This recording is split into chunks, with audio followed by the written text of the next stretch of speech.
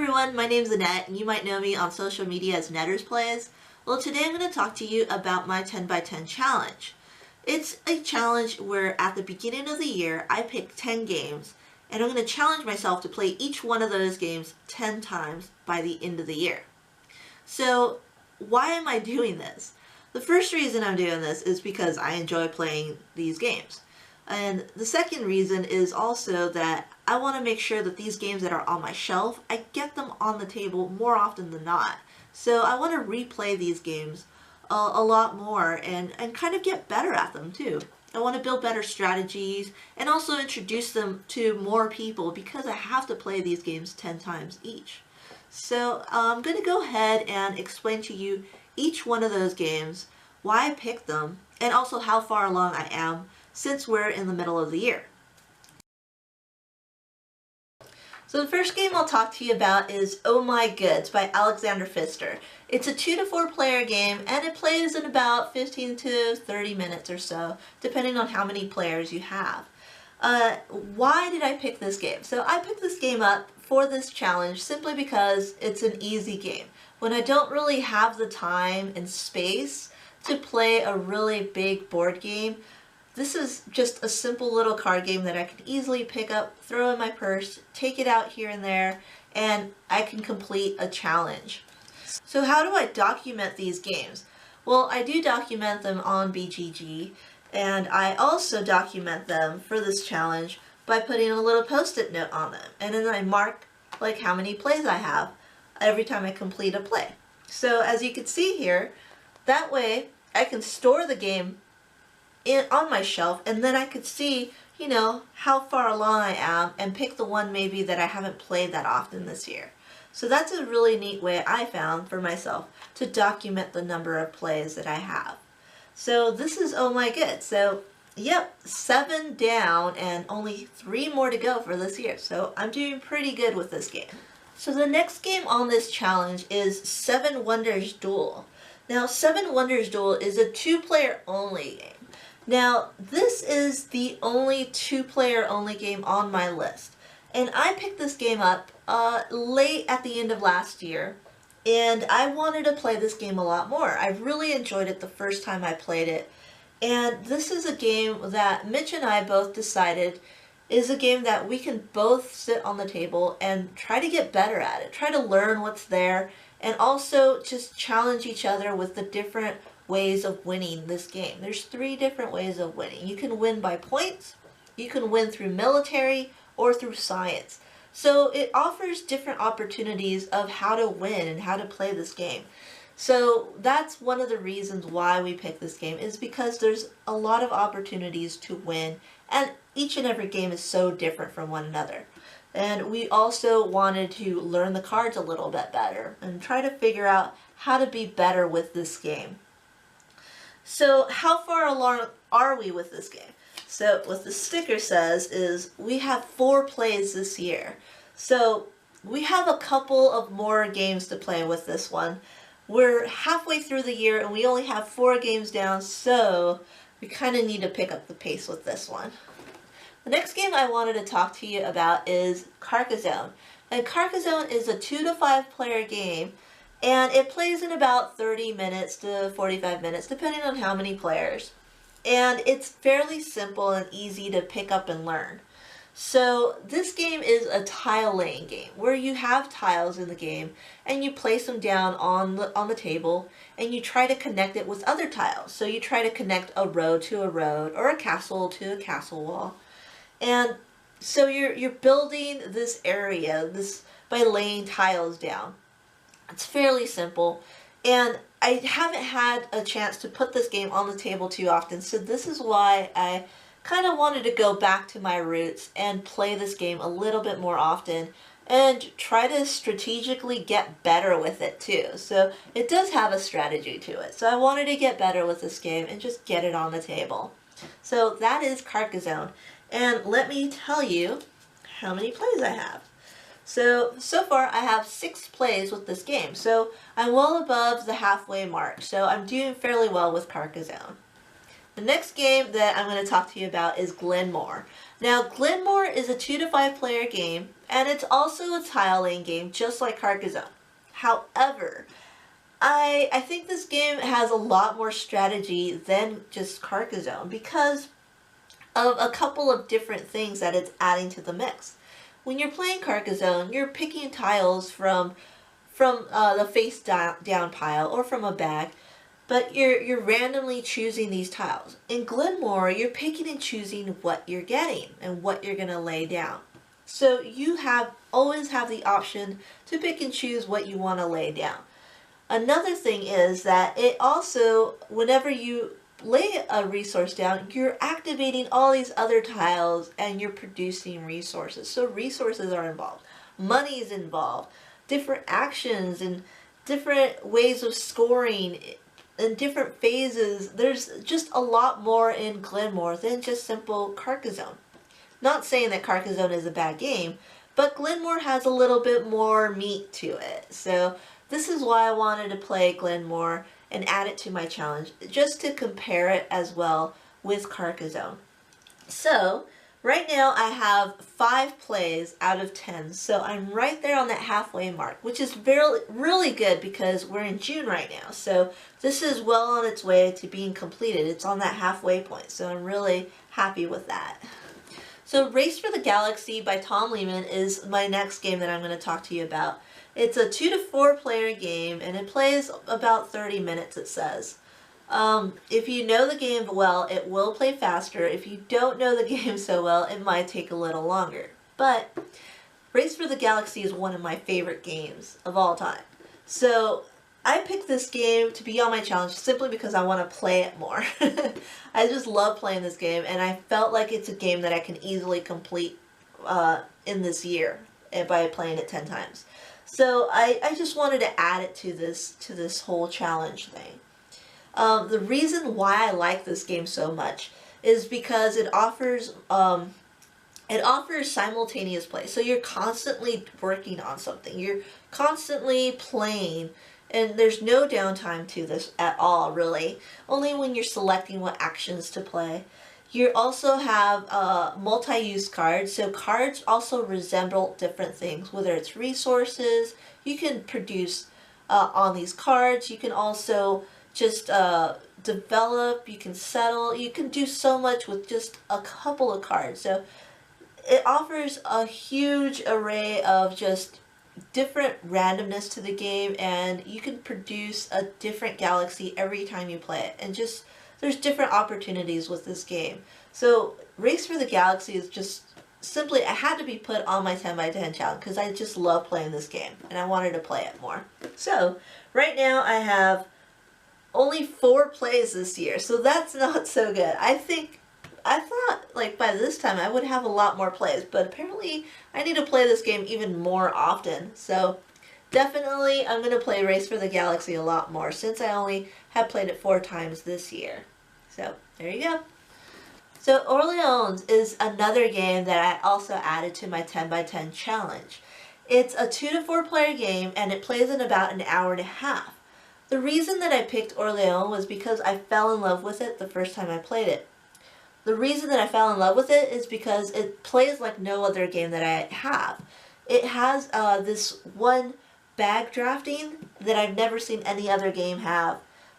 Basically what you're doing is you're building like a deck building mechanic, but you're building it with workers. You have a bag and you're putting workers into the bag and then you're mixing them all up and you're drawing from that. So you know what you're adding into the bag. You don't know what you're getting out, and whatever you get out, you're trying to place them on your personal board in order to accomplish certain things on the main board. That main board has area control, it has a different track where you can gain influence or scholars or anything else. This game is just huge. There's a lot of play. The thing that I really enjoyed about this is that you start at the same place as your opponent does. But because of that bag mechanic where you're drawing and you're dealing with what you get, it changes the game every time you play. Every time you play this game, it's always different. You can always strategize one way or another, but it's always based upon what you're drawing from the bag. or what you're putting into it as well. So you have a lot of opportunities to change the strategy. This is called a sandbox game. So I really wanted to experiment with that and just kind of see and learn what I can do with this game. So that's one of the reasons why I picked Orleans on my 10 by 10 challenge. Now, right now I have 5 plays of Orleans this year, which is great because it's at that halfway point since we're in June. So we're moving along with Orleans, and I really can't wait to get this more on the table. Alright, so Viticulture is another game that I've added to my 10 by 10 list, and it's the Essential Edition, meaning that it also has a couple of the expansions from Tuscany, and I also added the More Visitors expansion here too. So it's a 1 to 6 player game, and it plays in about an hour to an hour and a half. Not only that, but it's also a game about having your own vineyard and growing your own wine and selling it off too. So visitors come along and they go ahead and purchase different grapes, different wine from you, or they give you certain actions that help produce and promote your vineyard as well. So this game is just, the theme of it is just what really intrigued me. That's why I wanted to add it to my 10 by 10 list. I wanted to get better with it as well. And also I wanted to have a really good game that I can drink a glass of wine with too. So that's Viticulture, and that's why I added it to my list. It's a great worker placement. So it's so far I have 3 out of 10 plays. So I need to play this game a lot more if I wanted to complete this 10 by 10 challenge with this game in it too. So, yep, I need to play it a lot more, maybe drink a lot more too. Another game that I added to my list is Pandemic Legacy Season 1. Now this game is a 2 to 4 player game, and it's supposed to play in about an hour. But this game is best played if you're playing with the same group of people. So myself and Mitch, we both decided that this is the one game that we're going to play for this year, and it's just going to be us two. Now, what is Pandemic Legacy? In case you haven't heard, it's a game where it plays in the course of a year. So from January you start, and then you progress through December.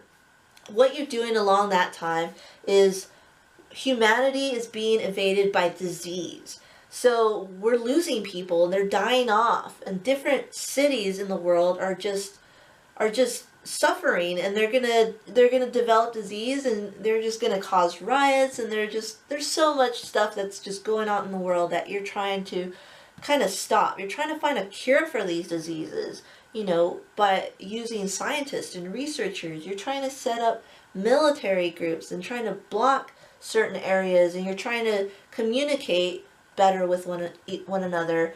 There's different characters in this game, and the simple thing is, with this game, it evolves. But from month to month, things are changing in the rules. Things are changing in the way that you're playing. So this game is just something that Mitch and I, we both decided is a game that us two can play with, and just kind of evolve in this game, and also evolve throughout the year with these games that we're both playing. So that's why it was added to my 10 by 10 challenge. And right now, we've played it 8 times, and we're stuck in July right now. So we're right in that middle ground right now. Even though we've played it 8 times, this game is not over until we've reached December. So even if we've played it 10 times or more, this game is not going to be done until we complete that December mark. And that's what we're planning to do. So Pandemic Legacy. The next game I'll talk to you about is Eminent Domain. Now, Eminent Domain is a game by Seth Joff, and it's produced by Tasty Minstrel Games. So it's a really well-produced game. And also it plays 2 to 4 players within 45 minutes. Now, this game is a deck building game. So there's a lot of cards involved.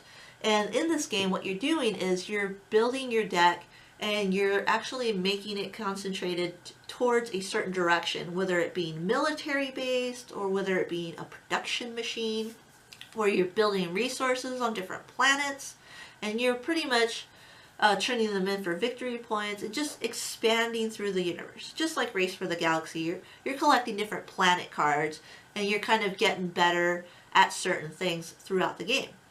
So what I did actually is I made this insert to hold all the cards in Eminent Domain from both the base game, and also I have both expansions in it too. So I have the Exotica expansion that came out recently and the Escalation expansion. So what this game offers is just, it's a huge game in this box. It offers a lot of roll cards, where that's where you're basically building your deck with these cards. And every now and then you'll collect some technology cards, which will help you improve your deck throughout the play. And what you're trying to do is you're trying to expand the universe, or your galaxy, by collecting these different planets.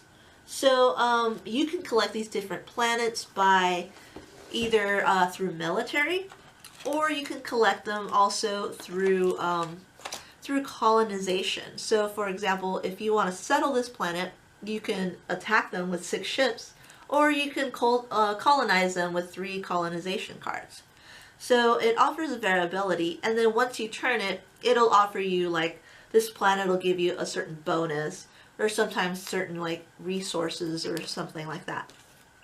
The really cool thing about this game that I found is that it offers a lot of variability. So I'm supposed to play this game 10 times this year, but I could see myself just learning so much from each individual game, because every game is different, because there's so many cards and so many paths to victory.